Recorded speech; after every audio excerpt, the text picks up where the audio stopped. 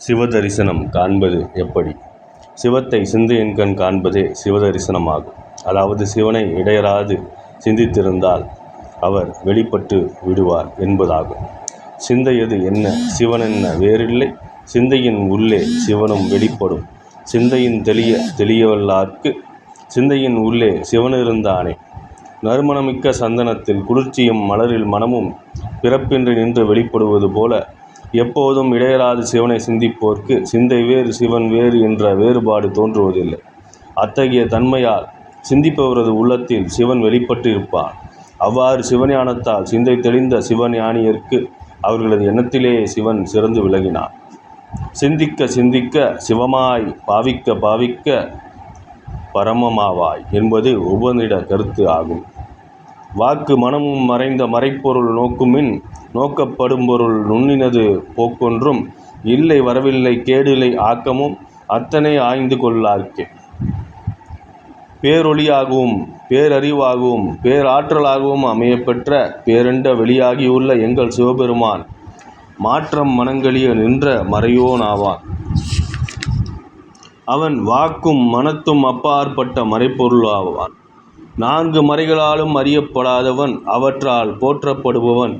வேதங்கள் ஐயா என ஓங்கி ஆழ்ந்து அகன்ற நுண்ணியவன் ஆவான். அவனை திருவருளால் கூர்ந்து நோக்குங்கள். அவன் நோக்கப்படும் நுண்ணிய பொருளால் ஆவான். அவன் இடம் விட்டு இடம் பெயரும் போக்கு வரவு இல்லாதவன். அவன் என்றும் ஒன்றுபோல் நின்று நிலவும் தன்மையானவன். பிறப்பும் இறப்பும் இல்லா சிறப்பிலான் கொண்டவன். ஆதலின் என்றும் கேடில் விழிப்பொருளாக விளங்குபவன். அவ்வாறு உண்மை உணர்ந்து அத்தனாகிய சிவனை ஆய்ந்து தெளிவார்க்கு அவனே தேடும் பொருளாகவும் அதுவே ஆக்கமாகவும் பிறவி பயனாகவும் ஆகின்றார். மனம் வாக்கு எட்டா சித்திருவாய் நின்ற ஒன்றை சுகாரம்ப பெருவழியை சிந்தை செய்வோம் என்னும் தாயுமான அடிகளின் பாடல் வரிகள் ஈண்டு ஒப்புத்தக்கவை. அத்தன் முதல்வன் தந்தை ஆய்ந்து கொள்ளுதல் நுணுகி உள்நோக்கி உணர்ந்து வெளிப்படக் கண்டல் அதுவே சிவதரிசனம் ஆகும். சிவதரிசனம் என்பது சிவத்தின் இயல்பான நிலையாகும். அதாவது சத்து சித்து ஆனந்தம் ஆகிய நிலை தரிசித்தலாகும். அதுவே சச்சிதானந்தம் என்று அழைக்கப்பட்டதாகும்.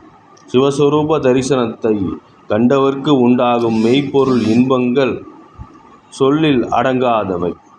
பேரின்பம் பேரறிவு பேராற்றல் போன்றவைகள் அவருக்கு உண்டாகும். சித்திகள் அனைத்தும் அவருக்கு கைவரப்பெறும். எனவே சிவதரிசனம் காண்பதே நம் வாழ்க்கையின் இலட்சியமாக கொள்வோம்.